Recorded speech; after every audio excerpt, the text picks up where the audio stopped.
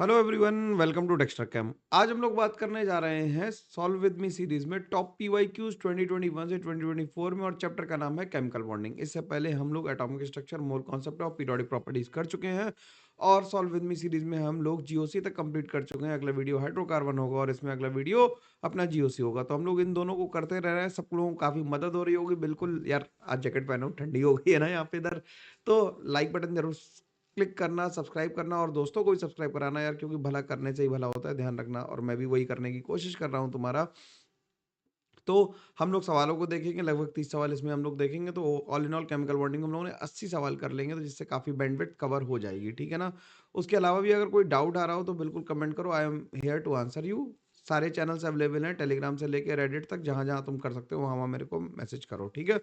चलो हम लोग बात करना शुरू कर सकते हैं, और बात करते हैं क्वेश्चन नंबर 1 पे चलते हैं स्ट्रेट अवे। हम लोग समय कम लेते हैं यार, काम ज्यादा करते हैं, सवाल लगाते हैं। क्या कर रहा है? द नंबर ऑफ मॉलिक्यूल्स और ions having trigonal bipyramidal shape. Trigonal bipyramidal shape देखो किसकी होगी।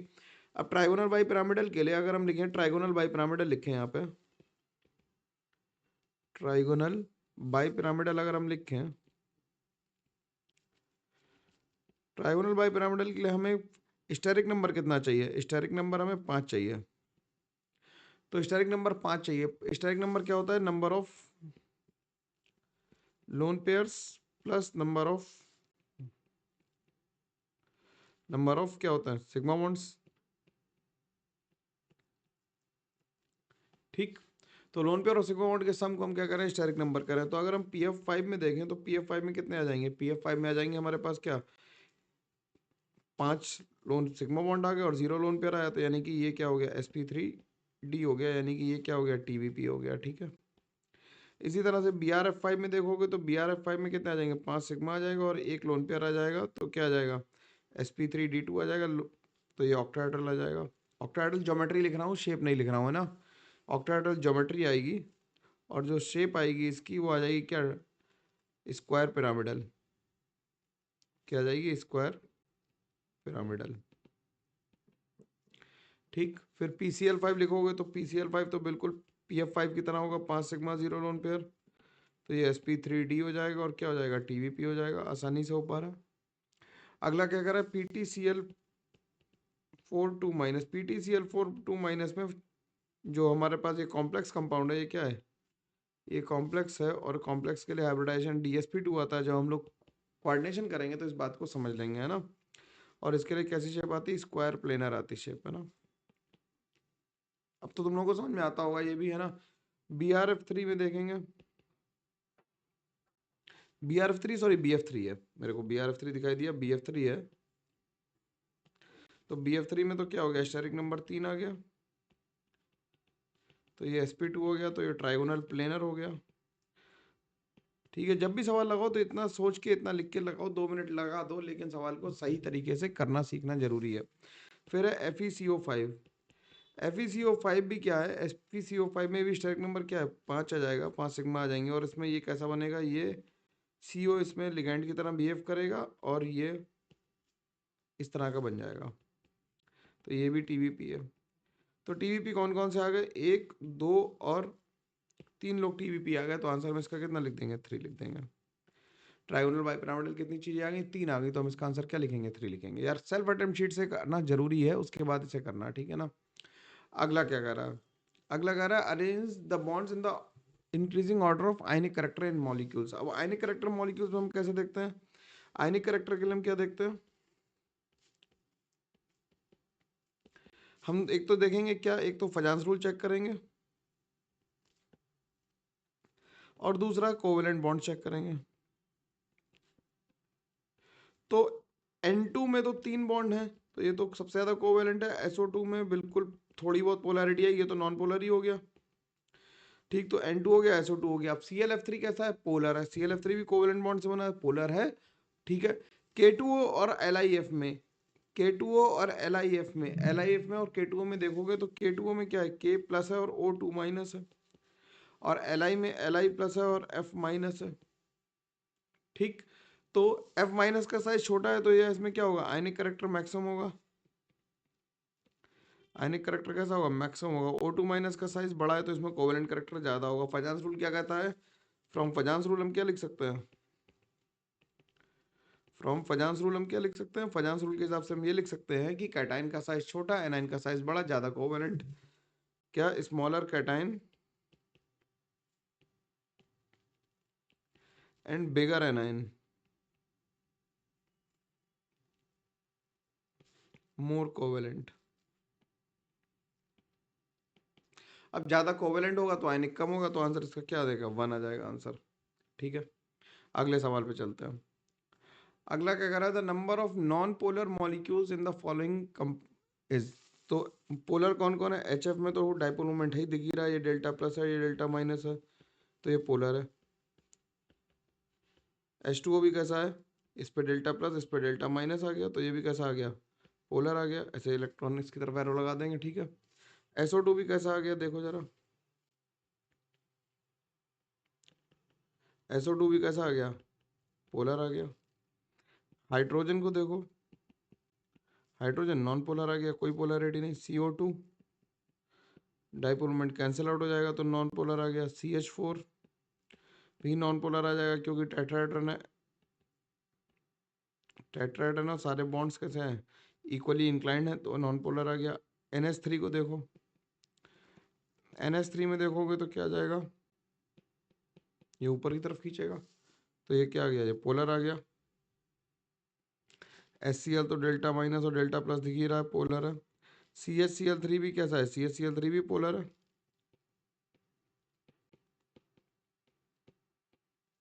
ये भी कैसा है? पोलर। और BF3 कैसा हो गया? BF3 में तीनों एंगल कितने हैं? 120 डिग्री पे, तो ये तीनों आपस में कैंसिल हो जाएंगे, तो ये भी क्या आ जाएगा? नॉन पोलर आ जाएगा। तो नॉन पोलर जनता कितनी आ गई? H2 आ गया, CO2 आ गया, CH4 आ गया, और अपना कौन सा आ गया? और आ गया BF3। तो 4 लोग नॉन पोलर आ गए, तो 4 हो गए। ठीक है ना, CH4 2 बार लिखा, उसे 2 बार काउंट मत कर लेना, है ना। तो 4 आ गए नॉन पोलर। ठीक, अगला सवाल देखते हैं। अगला सवाल कह रहा था number of species from the following which are paramagnetic and with bond order equal to 1। Paramagnetic चाहिए और बॉन्ड ऑर्डर चाहिए। तो फॉर पैरामैग्नेटिक क्या होना चाहिए? फॉर पैरामैग्नेटिक अनपेयर्ड इलेक्ट्रॉन होना चाहिए, अनपेयर्ड इलेक्ट्रॉन होना चाहिए। और बॉन्ड ऑर्डर 1 होने का मतलब क्या है? कि बॉन्ड ऑर्डर का मतलब है bond order is equal to 1/2 number of bonding electrons minus number of anti bonding electrons, BMO electrons और ABMO इलेक्ट्रॉन्स। ठीक, अब हाइड्रोजन में देखो, हाइड्रोजन तो कैसा है? हाइड्रोजन तो डायमैग्नेटिक है।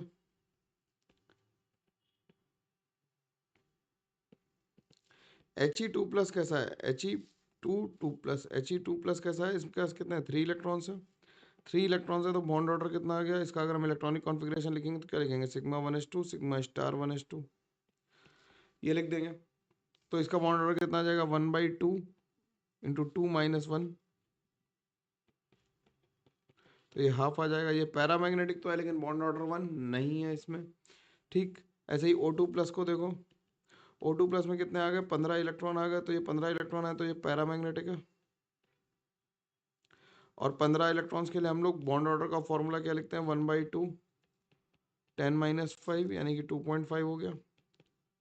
ठीक, तो ये भी नहीं आंसर होगा। O2 के बाद क्या? N2 माइनस, N2 माइनस में 16 इलेक्ट्रॉन्स हो गए, तो ये भी पैरामैग्नेटिक तो हो गया, क्योंकि 16 वाले कैसे होते हैं? पैरामैग्नेटिक होते हैं। लेकिन जब बॉन्ड ऑर्डर निकाला तो बॉन्ड ऑर्डर कितना आ गया? 1/2 10 - 6, यानी कि 2 आ गया। ठीक, बॉन्ड ऑर्डर 2 आ गया। फिर उसके बाद बात करें क्या? F2 O2 minus, O2 2 minus की बात करें, O2 2 माइनस में कितने इलेक्ट्रॉन आ गए? 18 इलेक्ट्रॉन आ गए। 18 इलेक्ट्रॉन आ गए, तो ये डायमैग्नेटिक हो गया। और बॉन्ड ऑर्डर इसका 1 आया, लेकिन ये कैसा है? डायमैग्नेटिक है। फिर उसके बाद है F2, F2 के पास भी 18 इलेक्ट्रॉन हो गए। देखो भाई, सब देखते जाना है, तो ये डायमैग्नेटिक हो गया। एक एक करके सबको लिखते जाओ, मैं इसलिए क्लियरली लिख रहा हूँ जिससे तुम्हें कोई भी इसमें कंफ्यूजन की स्थिति ना बने। ठीक है, फिर उसके बाद क्या आ गया? F2 के बाद आ गया क्या? Ne2 प्लस, तो इसमें कितने इलेक्ट्रॉन आ गए? 19 इलेक्ट्रॉन्स आ गए। 19 इलेक्ट्रॉन्स आ गए, तो ये कैसा आ गया? पैरामैग्नेटिक। और इसका बॉन्ड ऑर्डर कितना आ गया, बॉन्ड ऑर्डर जाएगा 1/2 10-9, अपना फॉर्मूले पे स्टिक रहता है तो ये 0.5 आ गया। फिर दिया है B2, B2 में कितने इलेक्ट्रॉन्स हो गए, 10 इलेक्ट्रॉन्स हो गए। 10 इलेक्ट्रॉन्स का मतलब कैसा हो गया, पैरामैग्नेटिक।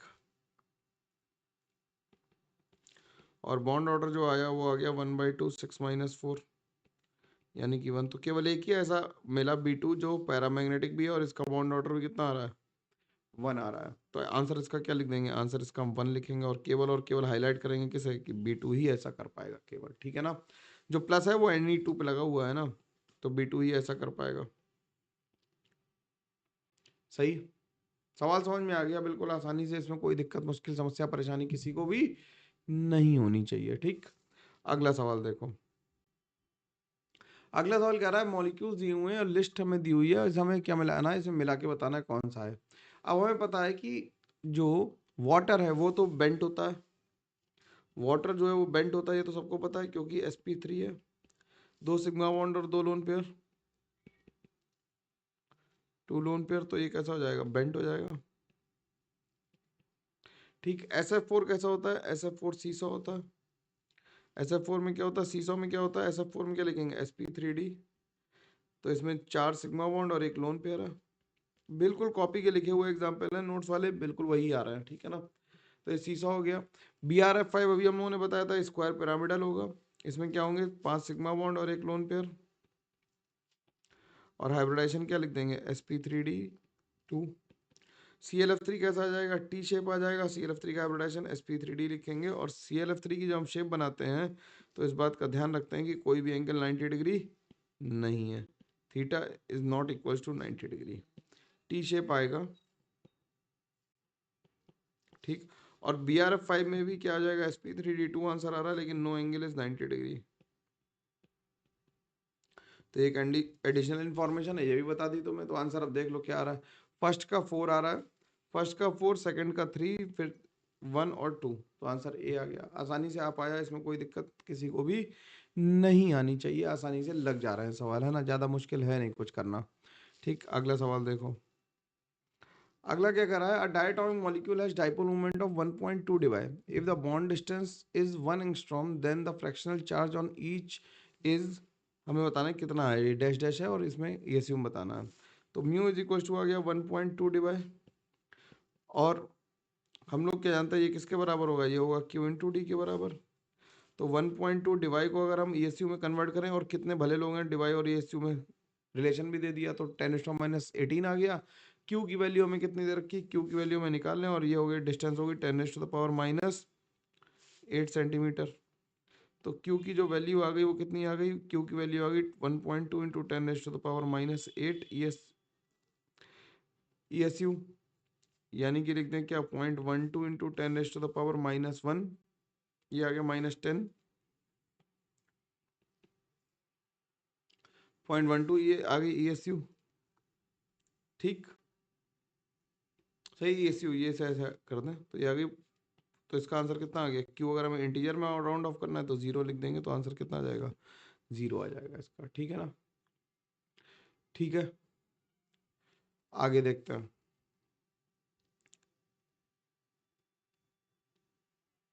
क्या कह रहा है, linear combination of atomic orbital to form molecular orbital takes place only when the combination of atomic orbitals have same energy, बिल्कुल ठीक बात है। मिनिमम ओवरलैप नहीं, मैक्सिमम ओवरलैप चाहिए, तो same symmetry about the molecular axis चाहिए, तो ए और सी सही हो गए। और कह रहा है डिफरेंट नहीं होनी चाहिए, तो ए और सी आंसर हो गया। तो आंसर क्या मार्क कर देंगे, 2 मार्क कर देंगे इसका। बात समझ में आ रही, आसानी से, इसमें कोई दिक्कत समस्या मुश्किल परेशानी नहीं आ रही है ना, ठीक है। हम्म, अगला देखते हैं।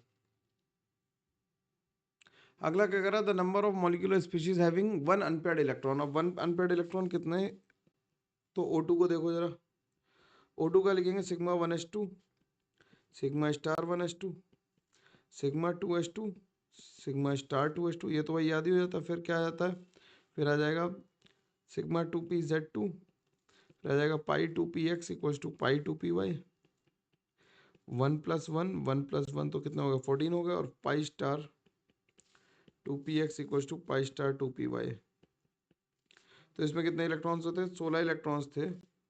तो ये 1 और 1 आ गया, तो इसमें 2 अनपेयर्ड इलेक्ट्रॉन आ गए, तो O2 तो आंसर नहीं होगा। अब जब O2 माइनस लिखोगे तो इसमें कितने इलेक्ट्रॉन आ गए, 17 इलेक्ट्रॉन्स आ गए।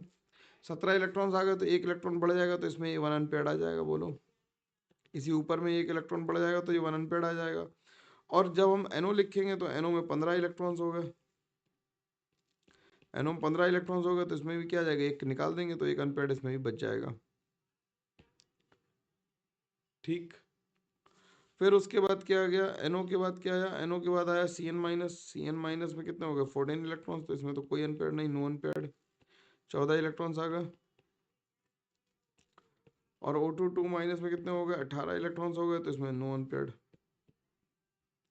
तो आंसर क्या आ गया, आंसर आ गया 2। आसानी से आ पाया, इसमें कोई मुश्किल समस्या, दिक्कत, परेशानी किसी को भी नहीं आनी चाहिए। अगला सवाल क्या कर रहा है, थ्योरेटिकल क्वेश्चंस करने में ज्यादा अच्छा लगता है क्योंकि उनसे कंसेप्चुअल क्लैरिटी बढ़ती है आपकी, है ना। तो लिखो, इसमें और तुक्के बिल्कुल नहीं मारने हैं, तुक्के मारोगे तो गड़बड़ हो जाएगा। क्या कर रहा है, क्या कि correct statement about the hydrogen bonding is और आर हमें बता रहा है। Hydrogen bonding exist when H is covalently bonded to a highly electronegative element, ये तो सही बात लिखी है। Intermolecular hydrogen bonding is present in orthonitrophenol. Orthonitrophenol में क्या है, इंट्रा है। ऑर्थोनाइट्रोफिनॉल में जो बॉन्डिंग है वो कैसी है, वो इंट्रामोलिकुलर है, इंटर नहीं है। ये कैसी है, ये इंट्रा है। ठीक, इंट्रा है ये। और HF में कैसी है, HF में इंटर है। ये कैसी है, ये इंटर है। तो ये दोनों गलत होगा, उल्टा लिखा हुआ है। कह रहा है the magnitude of hydrogen bonding depends upon the physical state of the compound. बिल्कुल ठीक बात है ये। जैसे वाटर में 4 बॉन्ड होते हैं और उसका मैग्नीट्यूड भी ज्यादा होता है जब आइस होती है तब, और वाटर होता है तो अलग अलग होता है। Hydrogen bonding has powerful effect on the structural property of compound, ये भी सही बात है। तो आंसर आ गया क्या, ADE। तो आंसर क्या कर देंगे, बी कर देंगे। अगला क्या कह रहा है, अगला कह रहा है the Lewis dot structure of NO2 minus the number of valence electron around nitrogen is. अब NO2 माइनस का अगर हम लुईस डॉट स्ट्रक्चर बनाए तो एक तो ऐसे बना सकते सीधे, ठीक। तो नाइट्रोजन के अगर हमें आसपास वैसे देखने हैं तो क्या देखो, अगर लुईस डॉट डॉट स्ट्रक्चर बनाना चाहो तो ऐसा बना लो, ठीक।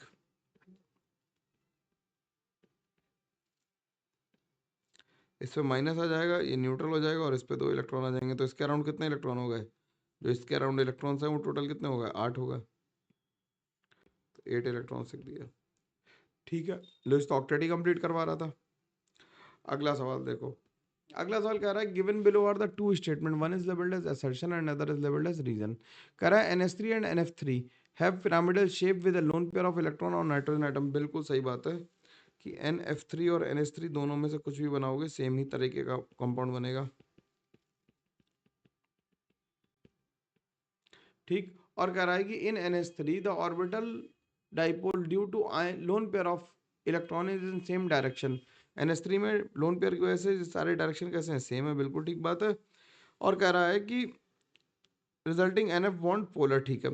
F is most electronegative element, और F मोस्ट इलेक्ट्रो एलिमेंट है, ये भी सही बात है। लेकिन ये करेक्ट एक्सप्लेनेशन क्या कह रहा है कि असर्शन कह रहा है कि अमोनिया और इसमें पिरामिडल शेप एक लोन पेयर है। इन अमोनिया क्या कह रहा है, the orbital dipole due to lone pair of lone pair is in same direction as that of the dipole movement of NH bond, सही बात है। F इज मोर इलेक्ट्रोनेगेटिव, ये दोनों रीजन दोनों सही हैं, लेकिन इसका करेक्ट एक्सप्लेनेशन नहीं है। बट आर लिख लेना यहाँ पे यार, आर होगा तो ये करेक्ट एक्सप्लेनेशन नहीं है। ज्योमेट्री तो उसकी वजह से आ रही है ना, शेप की वजह से आ रही है, हाइब्रिडाइजेशन की वजह से आ रही है। तो आंसर इसका 3 हो जाएगा। अगला देखो, अगला क्या कर रहा है कि SF4 कैसा होता है। SF4 अभी हम लोगों ने लिखा कैसा होता है, देखो फिर से आ गया। SF4 क्या होगा, सीसॉ। NH4 प्लस कैसा होगा, पिरामिडल। BrF3 कैसा होगा, BrF3 ClF3 की तरह होगा, तो कैसा होगा, बेंटी, ठीक। और अब बचा BrO3 माइनस, BrO3 माइनस कैसा आ जाएगा, पिरामिडल। बना के देख लो, BrO3 माइनस कैसे बनाएंगे, BrO3 माइनस,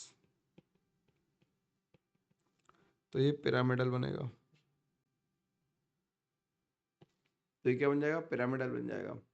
तो पहले का 3 आ गया, पहले का आया SF4 हो गया सीसो, पहले का 3 आ गया, ठीक। और BrF3 हो गया बेंट, तो दूसरे का आ गया 4। पहले का आ गया 3, दूसरे का आ गया 4, सेकंड का आ गया 2 और फोर्थ का आ गया 1। तो आंसर क्या आ गया? सी आ गया। आ गया सी? बोलो, कोई प्रॉब्लम नहीं ना इसमें? ठीक, आगे बात करते हैं। अगला क्या कह रहा है? अगला कह रहा है कि SOCl2 कैसा है? SOCl2 हमारा कैसा होता है? SOCl2 को देखो तो अगर ध्यान से, SOCl2 पे हाइब्रिडाइजेशन कितना आ जाएगा? sp3 आ जाएगा। तो ये टेट्राहेड्रल है। ये क्या है? टेट्राहेड्रल है। तो SO2 टेट्राहेड्रल है।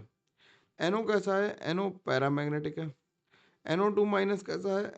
I3 माइनस लीनियर हो जाएगा और NO2 माइनस कैसा हो जाएगा? डायमैग्नेटिक। तो 1 3 2 का 1 3 का 2 और D का 4। तो आंसर क्या आ जाएगा?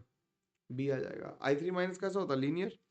I3 माइनस इस तरह से बनाते हैं भैया हम लोग, जो लोन पेयर है वो कहाँ रखेंगे? इक्वेटोरियल पोजीशन पे रखेंगे। ठीक है, कोई प्रॉब्लम नहीं इसमें, कोई दिक्कत नहीं। ठीक, आंसर बी आ गया। अगला देखो, अगला कह रहा है क्या? अगला कह रहा है number of molecules which are exceptions to octet rule. Octet rule मतलब 8 से ज्यादा इलेक्ट्रॉन चाहिए। तो NO2 में देखो अगर ध्यान से, तो NO2 में ऑक्टेट रूल कंप्लीट नहीं होगा, क्योंकि NO2 पे तो क्या है, एक सिंगलेट इलेक्ट्रॉन्स भी इसके पास बचाएगा ऐसे, है ना? तो ऐसा ऐसा बनाएंगे नहीं। NO2 का स्ट्रक्चर मत बनाओ, NO2 में एक सिंगल इलेक्ट्रॉन दिखा दो ऐसा। ठीक, तो ये नहीं मान रहा, 8 इलेक्ट्रॉन नहीं हो रहा है। H2SO4 में, H2SO4 तो ऐसा बनेगा, तो ये भी नहीं है। तो 1 2 हो गया। BF3 भी नहीं है, BF3 में 6 इलेक्ट्रॉन्स है, तो ये भी नहीं। CH4 है, SiF4 है।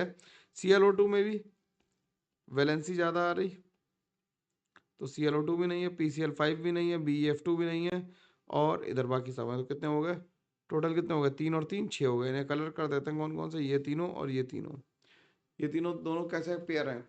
ये ऑड इलेक्ट्रॉन वाली स्पीशीज है, और PCl5 में तो हाइपर मतलब 10 इलेक्ट्रॉन है। BeF2 में क्या है? BeF2 में तो इलेक्ट्रॉन डेफिशिएंसी है, 4 इलेक्ट्रॉन्स हैं इसके पास में। तो ऑक्टेट रूल को फॉलो नहीं कर रहे, तो आंसर कितना लिखेंगे? आंसर इसका 6 लिख देंगे। ठीक, अगला देखते हैं।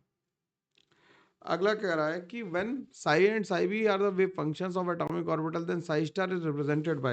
psi star का मतलब क्या है? हमें एंटी बॉन्डिंग ऑर्बिटल बनाना है, एंटी बॉन्डिंग इलेक्ट्रॉन बनाना, एंटी बॉन्डिंग ऑर्बिटल बनाना है। और एंटी बॉन्डिंग ऑर्बिटल के लिए हमें क्या चाहिए? डिस्ट्रक्टिव ओवरलैपिंग चाहिए, डिस्ट्रक्टिव इंटरफेरेंस चाहिए।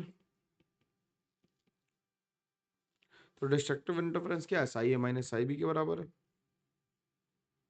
साई ए माइनस साई बी के बराबर है। अगला देखते हैं। अगला कह रहा है consider the following statement, NF3 molecule has a trigonal planar structure. ये तो गलत बात है, ये कैसा है? पिरामिडल है। ये कैसा है? पिरामिडल है। कह रहा bond length of N2 is shorter than O2। अब N2 और O2 में कंपेयर करोगे तो इसमें ट्रिपल बॉन्ड और इसमें डबल बॉन्ड है, तो ऑब्वियसली किसमें? N2 में छोटी होगी। कह रहा आइसो इलेक्ट्रॉनिक मॉलिक्यूल्स और ions have identical bond order. ये सही बात है, जैसे N2 और CO में, है ना? एग्जाम्पल अगर इसका लिखो तो क्या लिखोगे? N2 और CO में दोनों में 14 14 इलेक्ट्रॉन है, और सेम आ रहा। कह रहा the dipole movement of H2S, the dipole movement of H2S is higher than that of water. बिल्कुल नहीं, ये तो हो ही नहीं सकता, वाटर ज्यादा पोलर है। तो कौन सही हो गया? बी और सी सही हो गया। अगला सवाल देखो। अगला सवाल क्या कर रहा है कि SO2 and H2O both are V shaped molecule. बिल्कुल सही बात है, वी शेप्ड है, क्योंकि एक पे हाइब्रिडाइजेशन sp2 आ रहा है और एक में क्या आ रहा है? sp3 आ रहा है। लेकिन जब हम शेप लिखेंगे तो लोन पेयर को काउंट नहीं करेंगे, और जब लोन पेयर को काउंट नहीं करोगे यार तो क्या आ जाएगा? दोनों का शेप कैसे आ जाएगी? वी शेप आ जाएगी। ध्यान रखना, शेप दोनों की वी आ रही, लेकिन इसका हाइब्रिडाइजेशन sp2 और इसका कैसा? sp3 है।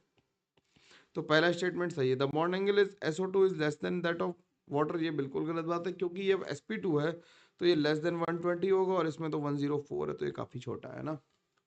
तो पहला स्टेटमेंट सही हो गया, दूसरा गलत हो गया। तो स्टेटमेंट 1 सही है और दूसरा इनकरेक्ट है। ठीक, अगले सवाल पे चलते हैं। अगला सवाल देखो क्या कह रहा है कि OF2 molecule consider the following, the number of lone pair on oxygen is 2। ये तो सही बात है। OF2 में कैसे बनाएंगे? F F, एक लोन पेयर यहाँ और एक लोन पेयर यहाँ, ठीक है। OFO bond angle is less than 105। बिल्कुल ये लेस देन 105 होता है, 103 के लगभग होता है, तो बी भी सही हो गया।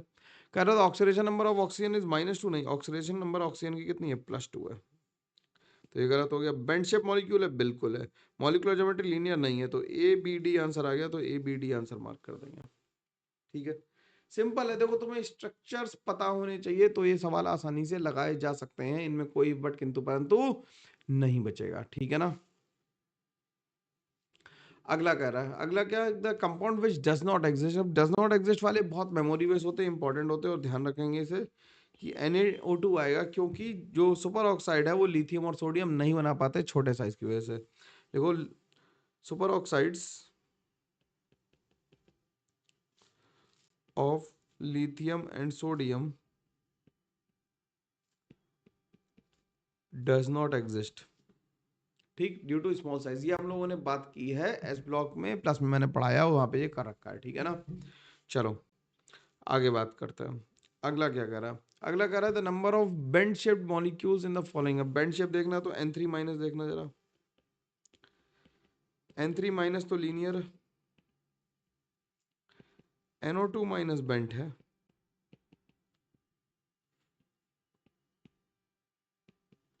I3 माइनस कैसा है,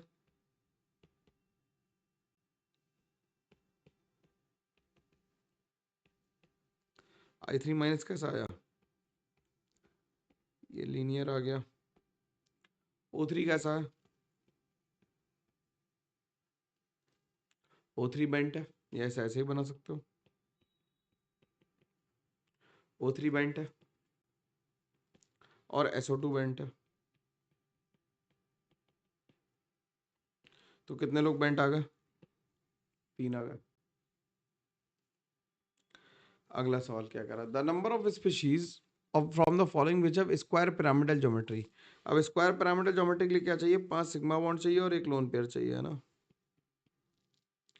5 सिग्मा बॉन्ड और एक लोन पेयर चाहिए। PF5 नहीं हो सकता, BrF4 माइनस, BrF4 माइनस कैसा हो जाएगा, इसमें 4 सिग्मा बॉन्ड होंगे और 2 लोन पेयर होंगे, तो ये प्लेनर हो जाएगा। ठीक, इसके बाद है IF5, IF5 में बिल्कुल 5 सिग्मा बॉन्ड है और एक लोन पेयर है।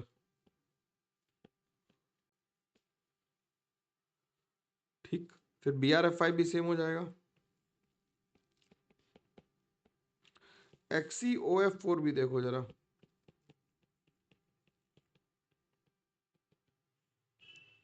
तो ये भी कैसा है,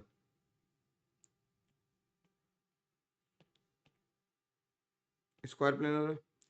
ICl4 माइनस तो BrF4 माइनस की तरह हो जाएगा, तो इसे छोड़ देते हैं। तो आंसर कितना आ गया, आंसर आ गया 1 2 और 3, 3 लोग ऐसे हैं जो हमारी कंडीशन को सेटिस्फाई कर रहे हैं। ठीक है, अगला सवाल देखो, अगला सवाल क्या कह रहा है, अगला सवाल कह रहा है कि which of the following pair of molecules odd electron and an except, क्या कह रहा है, एन एक्सपेंडेड ऑक्टेट। तो ऑड इलेक्ट्रॉन इसमें नहीं है, इसमें नहीं है, इसमें नहीं है, केवल NO में है, और H2SO4 में क्या है, एक्सपेंडेड ऑक्टेट है। NO में क्या है, NO में 15 इलेक्ट्रॉन है, तो ऑड इलेक्ट्रॉन्स है इसमें। और H2SO4 क्या है, H2SO4 में सल्फर की वैलेंसी कितनी है, 6 है। ठीक है, तो एक्सपेंडेड ऑक्टेट है, सही है। अगला देखो, अगला कह रहा था number of inter halogen compounds. Inter halogen compounds वो कंपाउंड होते हैं दो जो हेलोजेंस के बीच में बनते हैं, जैसे ICl5 IF7 ये सब लिखे हुए हैं। Having square pyramidal geometry, square pyramidal फिर से आ गया, तो हमें क्या चाहिए, sp3d2 चाहिए, यानी कि 5 सिग्मा और एक लोन पेयर चाहिए। इसमें 3 सिग्मा ये नहीं, BrF3 में नहीं, BF5 हो गया, BrF3 रहने दो, I2Cl6। अब I2Cl6 अगर तुम ध्यान से देखोगे तो देख लेते हैं, IF5 तो होगा ही होगा, ClF नहीं होगा, और ClF5 होगा, तो 3 हो गए। I2Cl6 का स्ट्रक्चर इस तरह से है।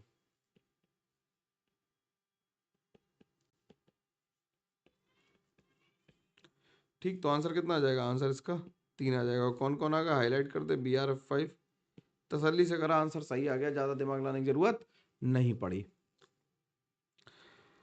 अगला कह रहा है पैरामैग्नेटिक स्पीशीज। पैरामैग्नेटिक स्पीशीज कौन कौन सी है, B2 पैरामैग्नेटिक है, ऑड इलेक्ट्रॉन में क्या आ जाएगा, C2 माइनस आ जाएगा, O2 प्लस आ जाएगा और He2 प्लस आ जाएगा। तो ये 4 पैरामैग्नेटिक आ गया, क्योंकि इसमें क्या है, ऑड नंबर ऑफ इलेक्ट्रॉन्स है। B2 में 10 इलेक्ट्रॉन्स है, 10 इलेक्ट्रॉन्स होते हुए भी ये पैरामैग्नेटिक होता है। क्यों?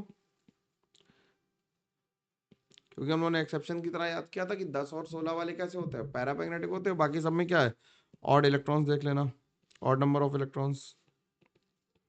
ठीक, क्योंकि 10 में क्या हो रहा है, sigma 1s2, sigma star 1s2, sigma 2s2, sigma star 2s2,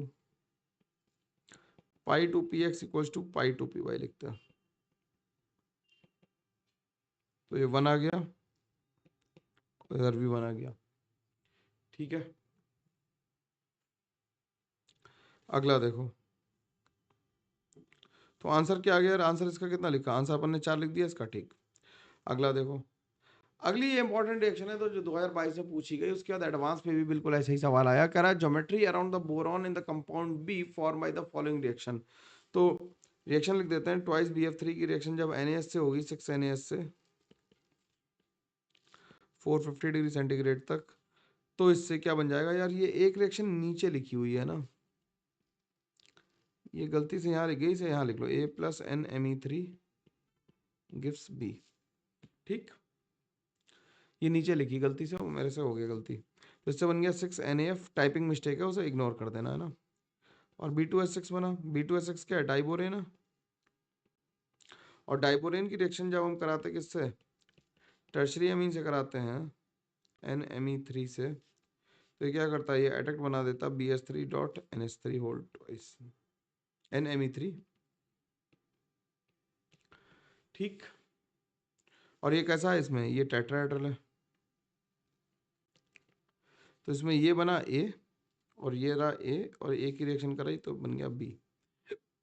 तो आंसर क्या आ गया? टेट्राहेड्रल आ गया। ठीक है ना, ये रिएक्शन इंपॉर्टेंट है, याद कर लेना, एडवांस में भी आ सकती है। ठीक है ना, ये एडवांस में भी आ सकता है, याद रखना मेरी बात। अगला सवाल क्या कह रहा है? अगला सवाल B2S6 के बारे में पूछ रहा है। Identify the correct statement regarding B2S6। B2S6 में सारे बॉन्ड इक्विवेलेंट हैं? बिल्कुल नहीं, B2S6 तो अपना बनाना बॉन्डिंग वाला है। B2S6 कैसा है? बनाना बॉन्डिंग वाला है। तो इसमें 3 सेंटर 2 इलेक्ट्रॉन बॉन्ड कितने हैं? ये है और एक ये है। तो 2 बॉन्ड है हमारे पास, कैसे? 2 बॉन्ड है, 3 सेंटर 2 इलेक्ट्रॉन बॉन्ड, और 4 हैं 2 सेंटर 2 इलेक्ट्रॉन बॉन्ड। ठीक, तो ये भी गड़बड़ हो गया। लोइस एसिड है? बिल्कुल है, क्योंकि ऑक्टेट कंप्लीट नहीं है, लोइस एसिड है। B2S6 can be synthesized bye, देखो ये फिर से वही आ गया ना, BF3 और NaBH4 की रिएक्शन, BF3 और NaBH4 की रिएक्शन कराओगे तो इससे अभी ऊपर कराया था ना, NaBH4, H माइनस कहीं से भी ले आओ तो इससे क्या बन जाएगा? B2S6 बन जाएगा। ठीक है, और ये प्लेनर मॉलिक्यूल तो है नहीं, तो C और D आ गया। इसका हाइब्रिडाइजेशन कितना है? sp3 है, तो ये प्लेनर तो नहीं है। ठीक है, बात समझ में आते रहनी चाहिए, है ना। बिल्कुल समय बिना गवाए हम लोग काफी तेजी से चल रहे हैं आगे, और स्पीड मेरी उतनी ज्यादा नहीं तुम्हें लग रही होगी। आइसो स्ट्रक्चरल पेयर कह रहे हैं, सबकी ड्राइंग बना दे। आइसो स्ट्रक्चरल कह रहा है तो SO4 2 माइनस, ये कैसा है? sp3 है, तो टेट्राहेड्रल है। ठीक, CrO4 -2 का हाइब्रिडाइजेशन कोई बता देगा मेरे को? सही लिखने से पहले बताना, पॉज कर लो वीडियो और बताना कि इसका D3 है लेकिन इसकी शेप कैसी आ रही? टेट्राहेड्रल आ रही है। तो ये दोनों तो आइसो स्ट्रक्चरल है। SiCl4, SiCl4 और TiCl4, TiCl4 में भी वैलेंसी 4 होगी, और ये भी क्या आ जाएंगे? दोनों टेट्राहेड्रल आ जाएंगे, sp3 आ जाएंगे, दोनों टेट्राहेड्रल आ गए। तो ये भी है। NH3 कैसा है? NH3 तो हमसे कैसा है? पिरामिडल है। NH3 कैसा है? पिरामिडल है। और NO3 माइनस कैसा है? NO3 माइनस प्लेनर होता है। ये क्या होता है? NO3 माइनस क्या होता है? प्लेनर होता है। ठीक, तो ये तो नहीं है। BCl3 कैसा है? BCl3 प्लेनर है। और BrCl3 कैसा है? टी शेप है। ठीक, शेप ऐसे हम लोग स्टेरिक नंबर से ही निकाल लें तो आंसर क्या आ जाएगा? बी आ जाएगा। अगला सवाल कह रहा है क्या?